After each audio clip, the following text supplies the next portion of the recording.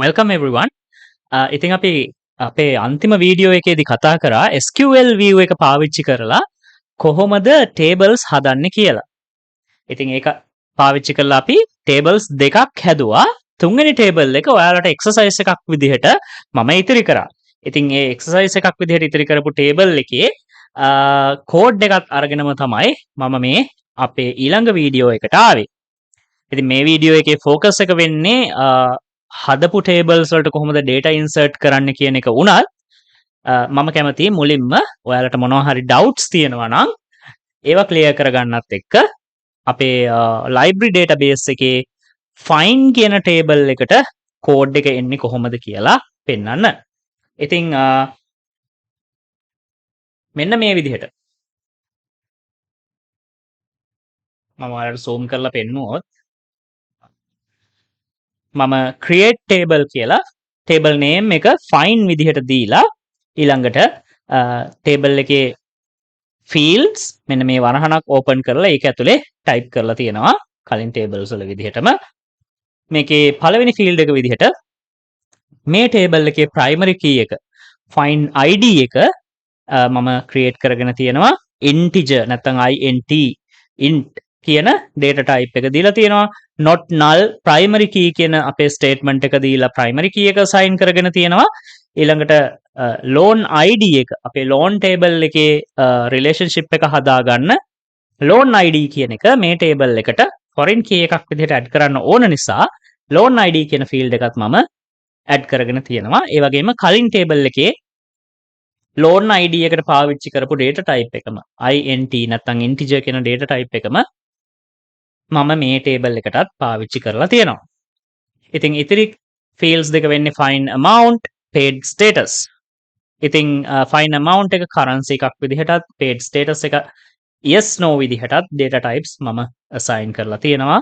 ඊළඟට foreign key එකට අදාළ statement එක constraint කියලා කියන්නේ මොකක්ද කියලා අපි කලින් වීඩියෝ එකේදී බැලුවා. constraint කියන්නේ I'm giving you a rule නැත්නම් මම ඔයාට rule එකක් දෙනවා foreign key එකක් සම්බන්ධව කියන එක කියන්න තමයි අපි constraint කියන statement එක පාවිච්චි කරන්නේ. ඉතින් අපේ constraint කියලා ඒ foreign key එකට අදාළව rule එකට අපි නමක් දෙනවා මෙතන.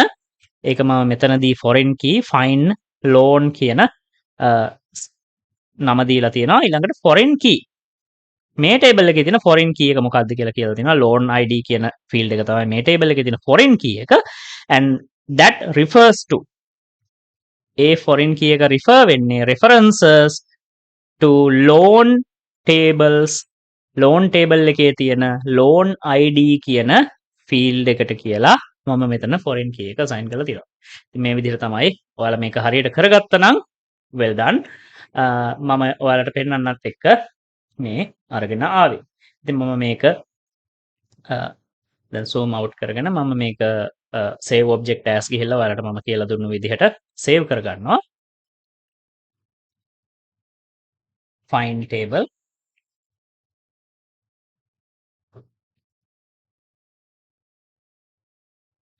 query එක save කරගත්තා. run කියලා දුන්නා table එකත් ඒ වගේම create වුණා. ඉතින් insert into කියන එකට යන්න කලින් තව දෙයක් මතක් කරන්න තියෙනවා. SQL view එකේදී ඔයාලා හරියට primary key foreign key assign කරගත්තා නම් ඔයාලගේ relationship එක create වෙනවා. ඒක අපිට බලන්න පුළුවන්. මම මේ table query view එක close කරගන්නවා. database tools වලට ගිහිල්ලා අර relationships group එකේ තිබ්බ අපේ relationships option එකෙන්ම තමයි relationship එක create වෙලාද කියලා අපිට බලන්න පුළුවන්. මම මෙතන click කරපුවාම ඔව් මේ relationship එක create වෙලා තියෙනවා. ඔයාලට පේනවා. පොඩ්ඩක් අපිලිවල නම් ඔයාලට tables ටික rearrange කරගන්න පුළුවන්. හැබැයි මේක create වුණාට සමහර විට අපේ අර referential integrity කියන එක මෙතනදී create වෙලා නොතියෙන්න පුළුවන්. ඉතින් මේක ඔයාලට සමහර විට ඔයාලගේ requirement වලට අනුව ප්‍රශ්නයක් වෙන්න පුළුවන් නිසා අපි බලමු ඒක create වෙලාද කියලා. create වෙලා නම් ගැටලුවක් නැහැ. create වෙලා නැත්නම් අපි referential integrity එක add කරගමු. okay. enforce referential integrity එක add වෙලා තියෙනවා. ඔයාලට පේනවා ඇති. නමුත් cascade update and cascade delete කියන දෙක automatically assign වෙලා නැහැ. එහෙනම් ඒක අපි add කරගන්න ඕනේ. මම එහෙනම් පළවෙනි relationship එකට මේක add කරගත්තා. ක්ලික් කරලා ඕකේ කර මේ view එකට යන්න කියන එක ඔයාලා දැක්කේ නැත්නම් ඒ view එකට යන්න මේ relationship කියන line එක උඩ right click කරලා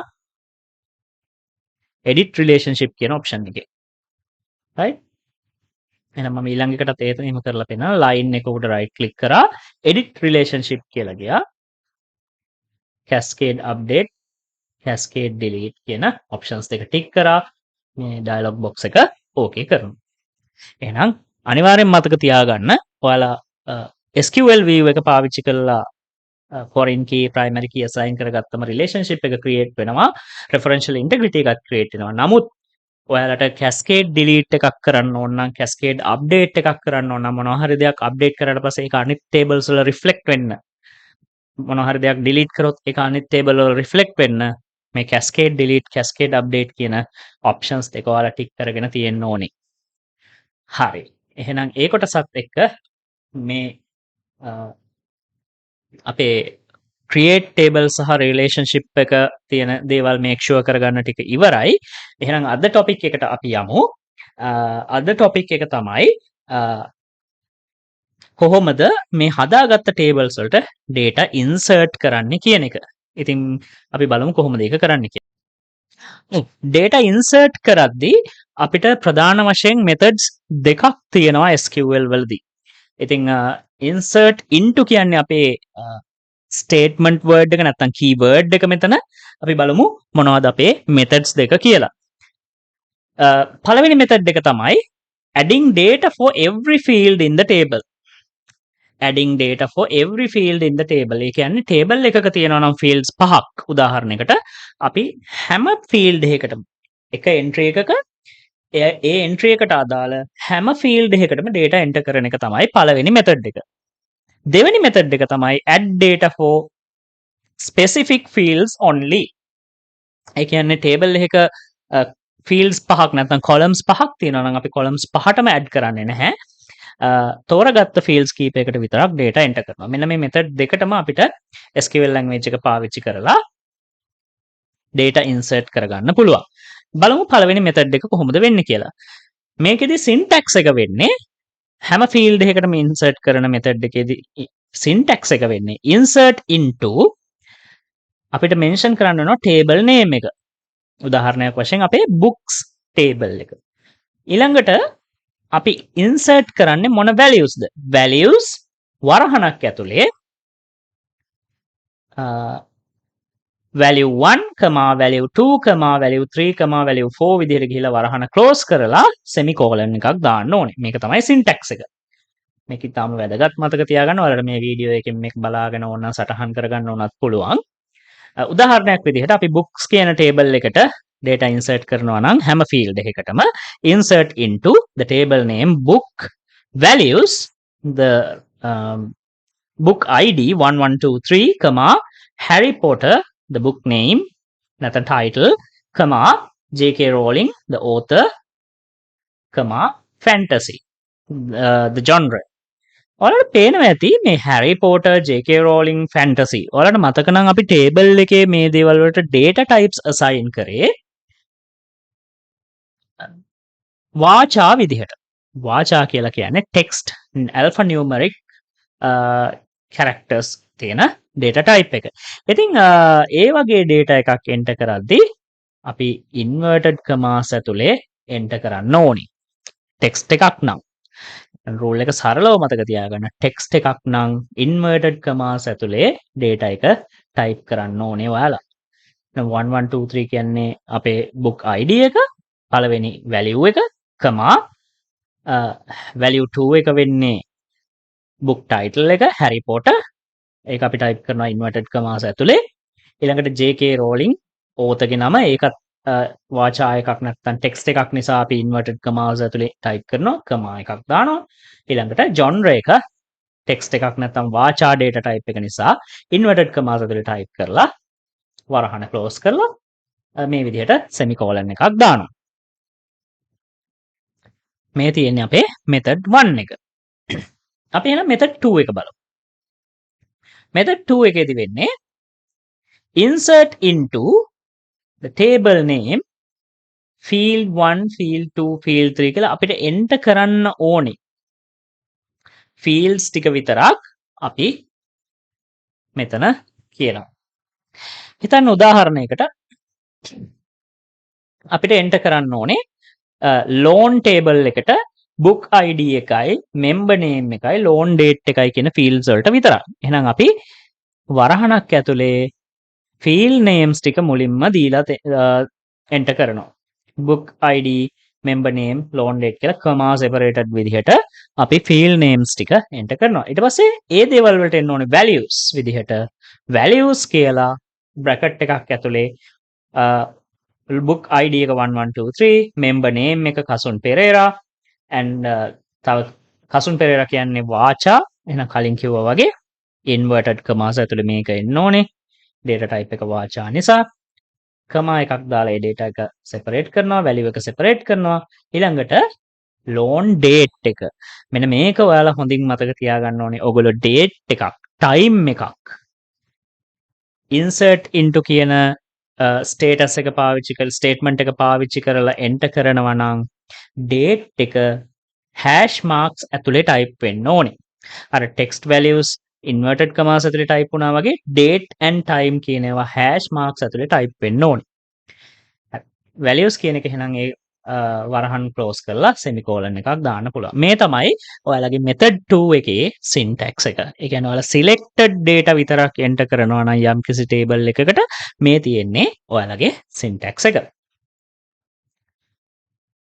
ඔයාලා හොඳින් මතක තියාගන්න ඕනේ මෙන්න මේ දේවල් ටික. text එකක් නම් inside single quotes ඔයගොල්ලෝ type කරන්න ඕනේ.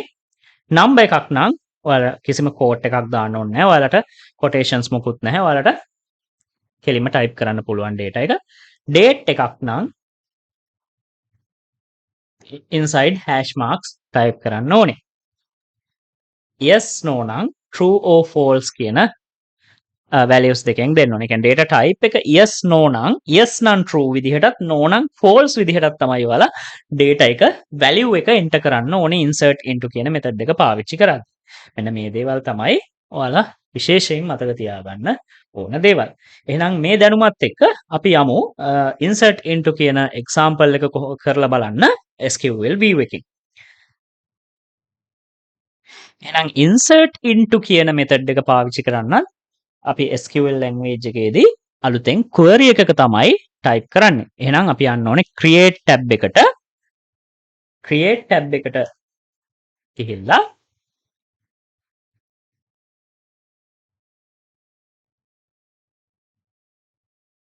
create tab එකේ query design කියන queries කියන group එකේ query design කියන option එක තමයි අපි select කරගන්නේ. මේක select කරගෙන SQL view කියන එකෙන් අපි SQL view එක add කරගන්නවා.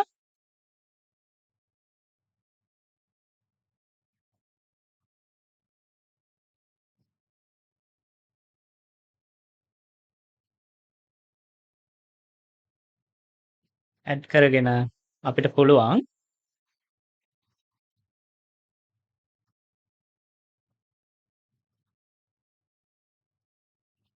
insert into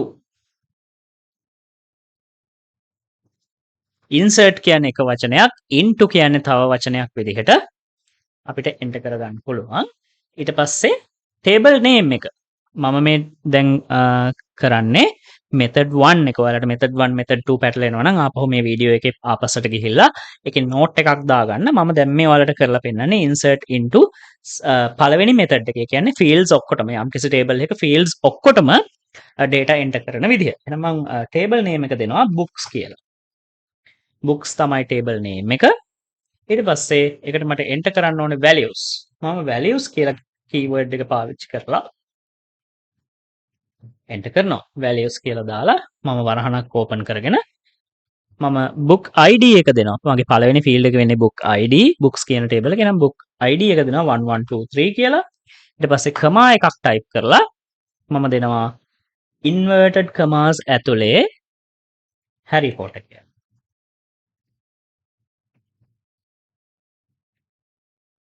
ඊළඟට comma එකක් දානවා. මට ඕනේ author ගේ නම enter කරන්න. මම මේක j.k. rolling.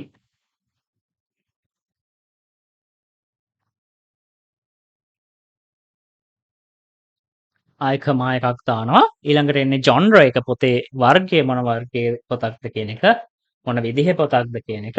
එහෙනම් ඒකටත් මම inverted කමා එකක් දානවා. මොකද data type එක වාචා නිසා ඒක fantasy කියලා මම data type එක assign කරනවා. data එක enter කරනවා fantasy.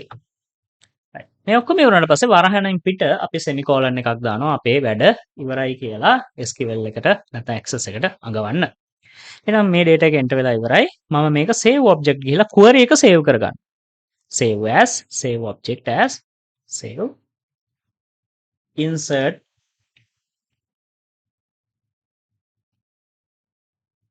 to books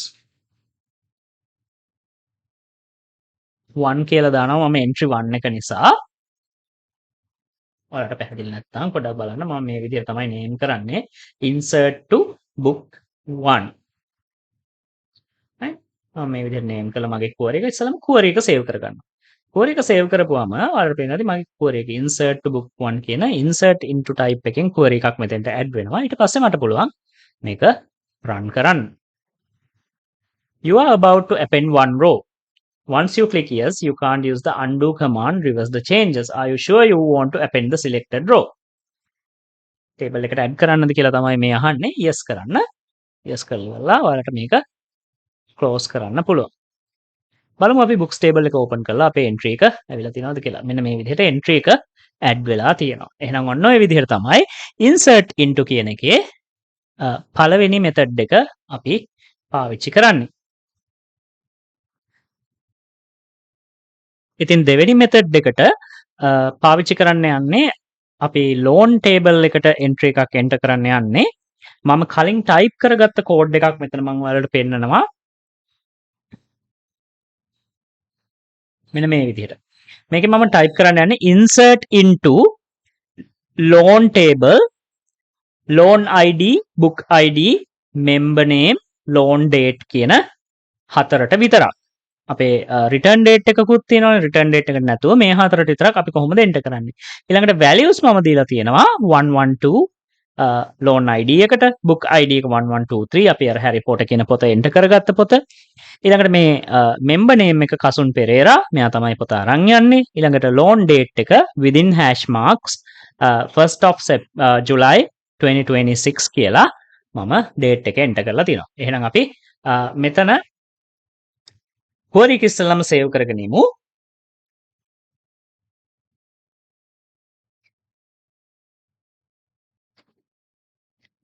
මම මෙතන query එක කලින් save කරගෙන තියෙනවා. ඒ නිසා මම control S එකක් විතරක් දීලා මේක save කරනවා.